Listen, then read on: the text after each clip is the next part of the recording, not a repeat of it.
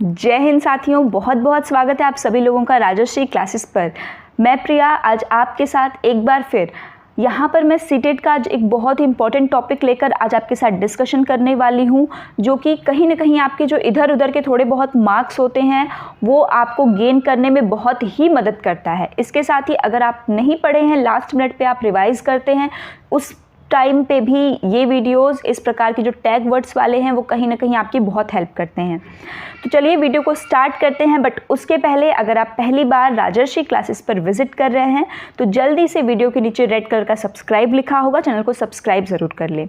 बगल में bell icon होगा, भविष्य में इस प्रकार की इन्फॉर्मेटिव वीडियो आप तक बिना किसी मेहनत के पहुँच जाए तो उसके लिए आप जो है वीडियो के बगल में जो बेल आइकन है उसको भी ध्यान से प्रेस कर लें। तो चलिए देखिए, पॉजिटिव टैग वर्ड्स का ऑलरेडी हमने कर लिया है। अब यहाँ पर हम निगेटिव टैग वर्ड्स के ऊपर डिस्कस करेंगे। तो चलिए बहुत ही अच्छे से हम अपनी क्लास को स्टार्ट करते हैं। तो निगेटिव टैग वर्ड्स क्या होते हैं, सबसे पहली चीज़ तो ये है। तो निगेटिव टैग वर्ड्स का मतलब वो है कि जब आपको क्वेश्चन में ऐसे टैग वर्ड्स दिखें तो वहाँ पे थोड़े से अपने दोनों कान को खड़ा कर लीजिए और थोड़े से सतर्क हो जाइए कि भाई निगेटिव है, और क्वेश्चन को थॉरोली कम से कम 2 बार पढ़िए। और उसके बाद अगर आपको ऐसा कुछ मिले तो उस ऑप्शन को एलिमिनेट कर दीजिए। बट अगर आपसे क्वेश्चन के में नॉट लगा दे तो वहाँ पे और ज़्यादा ध्यान से डोंट, नॉट, ऐसे क्वेश्चंस को तो आपको बहुत ध्यान से पढ़ना है, लिखा क्या है, पॉजिटिव के लिए पूछा है या नेगेटिव के लिए। अगर आपसे नेगेटिव एलिमिनेट करने को कहेगा तो आपका इन्हीं सब में से कोई ना कोई ऑप्शन होने वाला है। तो चलिए देखिए, पैसिव फर्स्ट जो है हमारा वो क्या है, पैसिव। तो पैसिव का मतलब ये होता है कि बच्चे को आपको पैसिव नहीं रखना है। अगर किसी भी ऑप्शन में लिखा हुआ है कि बच्चा जो है पैसिवली, बच्चे सुन रहे हैं टीचर को, टीचर अपने में एक्टिविटी किए पड़ा है और बच्चे पैसिवली सुन रहे हैं, तो ये सही नहीं है। क्यों नहीं है? क्योंकि चाइल्ड सेंटर्ड है, पूरी की पूरी एजुकेशन बच्चे के अनुसार चलेगी, ना कि बच्चा एजुकेशन के प्रकार। समझ में आ रही चीज़? तो ये क्या है, आपका पैसिव बिल्कुल भी नहीं होना चाहिए। तो ये नेगेटिव टैग वर्ड है कि बच्चे को आपको पैसिव नहीं रखना है। Next is only. किसी भी क्वेश्चन में ओनली लगा दे, नॉट लगा दे तो बहुत ही ध्यान से पढ़िएगा। क्या होता है ना, जब हम एग्ज़ाम में, चूँकि अब आप देख रहे हैं कि जो आपका पेपर हो रहा है ना वो सीबीटी में हो रहा है। सीबीटी क्या है, कंप्यूटर बेस्ड टेस्ट हो रहा है।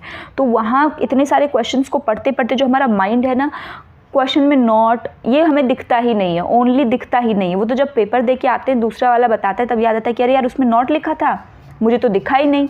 तो इसलिए यहाँ पर आप बिल्कुल सावधानी से, अभी से जब आप पेपर को जो है सॉल्व कर रहे हैं प्रीवियस ईयर, तो बिल्कुल वैसे ही अच्छे से ध्यान से करिएगा, क्योंकि practice makes a man perfect. Next is teacher centred classroom. हमेशा याद रखिए, क्लासरूम हमेशा चाइल्ड सेंटर्ड होगा, डेमोक्रेटिक होगा, टीचर सेंटर्ड नहीं होगा। लेबलिंग आप नहीं करेंगे। बहुत बार क्वेश्चन में देता है कि टीचर को क्या करना है, बच्चे को लेबल कर देना है, ग्रुप्स में बांट देना है। नहीं करना है। लेबलिंग निगेटिव टैग वर्ड है।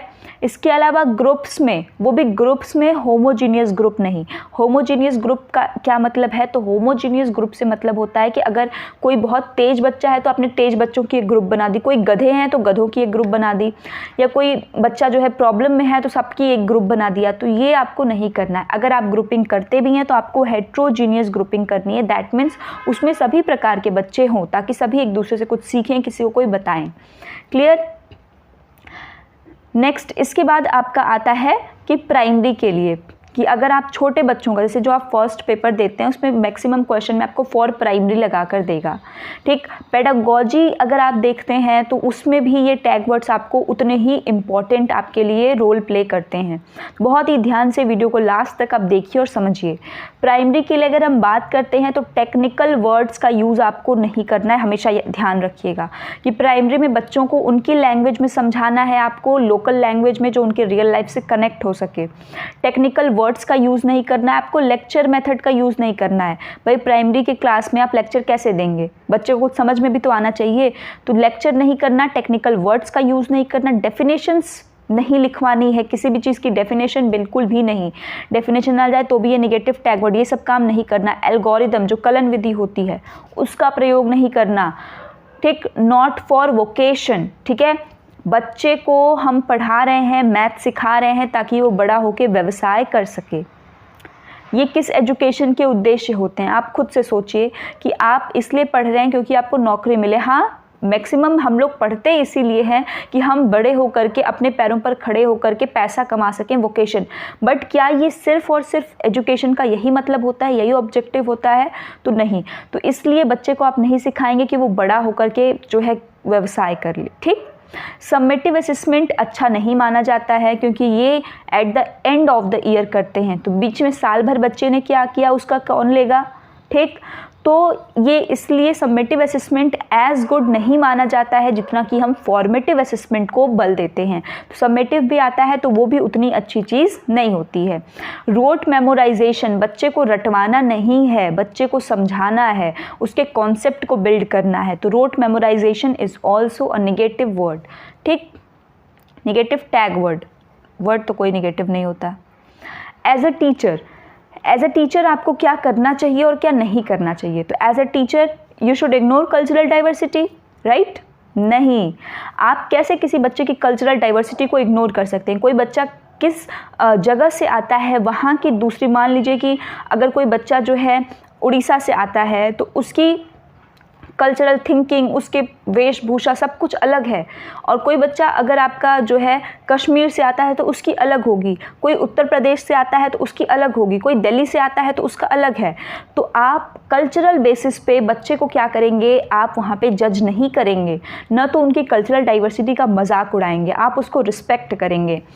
एक्सक्लूजन नहीं करेंगे आप, सेग्रीगेट नहीं करेंगे। ठीक है, segregation is against the law of nature. हमेशा याद रखिए कि एक्सक्लूजन नहीं करना, सेग्रीगेशन नहीं करना है। कंपैरिजन, दो बच्चों के बीच में, अरे तुम तो बड़े ही तेज हो और ये देखो ये तो पढ़ता लिखता ही नहीं है, ये चीज़ आपको बिल्कुल नहीं करनी है। Don't treat student as a blank paper. ये पहले के लोगों का मानना था कि जो बच्चा है वो क्या है, कोरा कागज़ है, जैसा टेब्यूला रासा में कहा गया। बट चाइल्ड कभी भी कोरा कागज़ नहीं होता है। इनफैक्ट जब आप उसको पहली बार जिसमें भी आप आजकल नर्सरी में या उसके पहले जो भी आपके चलते हैं उनमें डालने भी जाते हैं जब बच्चे को पढ़ने के लिए, तो भी बच्चा कभी भी ब्लैंक नहीं होता है। वो अपने साथ अपनी मेमोरीज़ को, अपने साथ कुछ ना कुछ अपने घर से सीखी गई चीज़ों को लेकर ही स्कूल में एंटर करता है। तो बच्चे कभी भी कोरा कागज़ तो नहीं होते हैं। तो आपको बच्चे को ऐसे नहीं ट्रीट करना कि आप तो विश्व ज्ञाता हैं और बच्चे को कुछ आता ही नहीं है और अब आप उसमें क्या करेंगे, उसको बड़ा करेंगे। ठीक। फियर इन स्टूडेंट, बच्चों के अंदर डर जो है उस डर को ख़त्म करना है। ठीक, वो डर चाहे शिक्षक से हो, क्यों? क्योंकि क्लासरूम डेमोक्रेटिक हो, तभी तो बच्चा आपसे क्वेश्चनिंग करेगा, तभी तो बच्चा आपसे पूछेगा कि ये कैसे हुआ, ये कैसे हुआ। अगर आप बिल्कुल डिक्टेटर वाले टीचर हैं तो फिर बच्चा तो पूछेगा ही नहीं। ठीक, तो ऐसा भी नहीं करना है। Next is your exam. Exam से रिलेटेड बच्चों को, बहुत सारे बच्चों को फियर होता है कि यार एग्ज़ाम है। तो उस फियर को आपको बच्चे से दूर करना है कि एग्ज़ाम जो है वो सिर्फ़ और सिर्फ आपके असेसमेंट का एक पार्ट है। आपने लर्निंग की, वो लर्निंग का सिर्फ एक आउटकम लेने का एक ज़रिया है, बस। उसके अलावा एग्ज़ाम कुछ भी नहीं है। आप ही कोई एग्ज़ाम देते हैं, अगर आप सीटेट का दे रहे हैं, UP TET, super TET, KVS, triple भी कोई भी देते हैं, तो वो कभी भी आपकी काबिलियत को नहीं जांच सकता। कोई एक टेस्ट पेपर कभी किसी की काबिलियत को नहीं जांच सकता। और जो लोग एक टेस्ट पेपर से किसी की काबिलियत जांचते हैं तो वो बहुत गलत बात है, क्योंकि सबकी अलग अलग सिचुएशंस हैं। आपने देखा, हो सकता है कि जब वो पेपर हो रहा हो वो व्यक्ति नहीं उतना कैपेबल हो, उसकी हेल्थ इश्यूज़ हो सकते हैं, बहुत सारी चीज़ें हो सकती हैं। हो सकता है कि वो एडवर्स कंडीशन में भी पास कर जाए, तो ठीक है, अच्छी बात है। बट कभी भी एक पीस ऑफ पेपर आपको जज नहीं कर सकता। तो बच्चे के अंदर इस चीज़ को आपको जो है पहले से बचपन से ही करना है कि इट्स जस्ट एग्ज़ाम, जिसको आपको अच्छे से मेहनत करके पास करना है। ठीक, या अच्छे मार्क्स लाने हैं उसमें, बस। दूसरा, डिस्करेजमेंट। आपको बच्चे को कभी भी डिस्करेज नहीं करना है। डिस्करेज मतलब हतोत्साहित नहीं करना है, प्रोत्साहित करना है आपको। ठीक, मोटिवेट करना है बच्चे को कि तुम कर सकते हो। ठीक है, आज तुमको नहीं आया, कल तुम अच्छा करोगे। आपको इस प्रकार से बच्चे को करना है। ड्रिल एंड प्रैक्टिस मतलब एक ही चीज़ आपको बार बार बच्चे को 2 2 जा 4, 2 2 जा 4, 2 + 3 5, 2 + 3 5। ठीक, या फिर रटवा रहे हैं, बार बार आप एक ही चीज़ ड्रिल एंड प्रैक्टिस करवा रहे हैं, तो ये चीज़ गलत है। ये निगेटिव टैग वर्ड में आती है। बट यहाँ पर ही ड्रिल एंड प्रैक्टिस में एक और चीज़ इंपॉर्टेंट है जो याद रखिएगा। अगर हम लैंग्वेज की बात करते हैं कि जब ड्रिल और प्रैक्टिस लैंग्वेज में आती है तो मैनी अ टाइम्स वहाँ पर ये पॉजिटिव टैग वर्ड के रूप में यूज़ होती है, क्योंकि लैंग्वेज कम्युनिकेशन में आपको बहुत सारी चीज़ें, प्रोनाउंसिएशन वो बार बार रिपीटेशन होते हैं, तभी आपको वो चीज़ें याद होती हैं। Clear? Next is your text book is the only source. Most important question, इस पर टिक लगा लीजिए आप कि टेक्स्ट बुक जो है आपकी, क्या वो एकमात्र सहारा है बच्चे को पढ़ाने की? तो बहुत सारे लर्नर्स पढ़ते हैं text book is the only source. तो हाँ, बिल्कुल सही बात है, टेक्स्ट बुक ही तो है एकमात्र सोर्स, जो गलत है। जी हाँ, टेक्स्ट बुक इज़ द, जो यहाँ लग गया ना ओनली, अब आप थोड़ा ऊपर जाइए और देखिए मैंने वहाँ पर ओनली लगाया हुआ था, लिखा हुआ था, मैं आपको दिखा भी देती हूँ। आइए, यहाँ पे लिखा हुआ है ओनली। कहीं भी ओनली आ गया, सिर्फ कैसे हो सकता है? किसी चीज़ की कई पॉसिबिलिटीज़ होती हैं, सिर्फ एक नहीं हो सकता। अब वो यहाँ पे पढ़िए आप ओनली अपना, text book is the only source. क्या सिर्फ टेक्स्ट बुक है? कैसे सिर्फ टेक्स्ट बुक है? बच्चा सिर्फ टेक्स्ट बुक से सीखता है? बच्चा परिवार से नहीं सीखता, बच्चा न्यूज़पेपर में पढ़ के नहीं सीखता, बच्चा बाहरी इन्वायरमेंट से नहीं सीखता। तो यहाँ पर फिर से देखिए, मैंने आपसे कहा था ना कि जब क्वेश्चन सामने आता है तो प्रैक्टिस उसको चाहिए। सिर्फ और सिर्फ रट कर या समझ कर जाएंगे तो भी बात नहीं बनेगी। तो इन सबको तो पढ़िए ही, कि जैसे आपका हो गया टेक्स्ट बुक क्या है, सिर्फ और सिर्फ एक यही सोर्स है, तो ऐसा नहीं है कि सिर्फ यही सोर्स है। इसके अलावा कॉन्टेक्स्ट हमेशा ध्यान रखिए, ठीक? Context is so much important. इन सभी टैग वर्ड्स, चाहे पॉजिटिव हो चाहे निगेटिव हो, उसको पढ़िए, बट क्वेश्चन के कॉन्टेक्स्ट को समझ करके, क्वेश्चन में जो चीज़ कह रहा है, always try to understand in what the context question is asked, क्योंकि जिस कॉन्टेक्स्ट में पूछा है आंसर उसी के अकॉर्डिंग होगा, ठीक? तो ये आपका पूरा के पूरा निगेटिव वर्ड का था। इसके साथ ही जो मैं आपको बताती हूँ कि सीटेट अगर आप प्रिपरेशन कर रहे हैं तो उसमें एक दो चीज़ जिससे आप इम्प्रूव कर सकते हैं, क्योंकि कंप्यूटर का जो टेस्ट हो रहा है कंप्यूटर बेस्ड, उसमें बहुत सारी थोड़ी प्रॉब्लम्स हैं कि जैसे किसी बच्चे का जल्दी होता है, स्टार्ट होता है, किसी का लेट होता है। तो उन सब में ना प्रैक्टिस बहुत ज़रूरी है। आप ऑनलाइन पे जाने से पहले प्रैक्टिस ज़रूर करके जाएं, और उस प्रैक्टिस जब आप कर रहे हैं ना, तो उसमें क्वेश्चन को पढ़ के आप टाइमर के साथ करें। जैसे आधे घंटे का एक आप 5 आपके पेपर 1 में रहेंगे सब्जेक्ट्स और 4 पेपर 2 में, तो वो जो 5 है ना, तो उनको आप टाइमिंग फिक्स करिए कि 30 क्वेश्चन CDP के हैं, तो आप उनको 25 या 30 मिनट्स में कर भी पा रहे हैं या नहीं।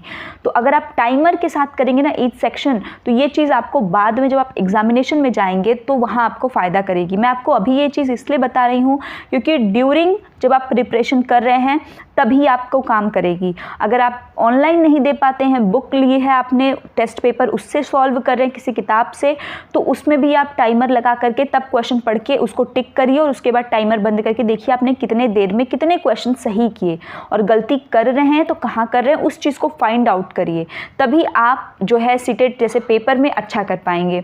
तो आज की वीडियो इतना ही रखते हैं, मिलते हैं नेक्स्ट वीडियो में। वीडियो को लास्ट तक देखने के लिए आप सभी लोगों का बहुत बहुत धन्यवाद। तो चलिए, तब तक अपना ख्याल रखिए। इसके साथ ही अगर पहली बार चैनल पर विजिट कर रहे हैं तो सब्सक्राइब ज़रूर कर लें, और अगर कोई डाउट या आपका प्रॉब्लम रह गया हो तो उसको कमेंट करके हमें ज़रूर बता दें। तो वीडियो को लास्ट तक देखने के लिए बहुत बहुत धन्यवाद। That's all, thank you.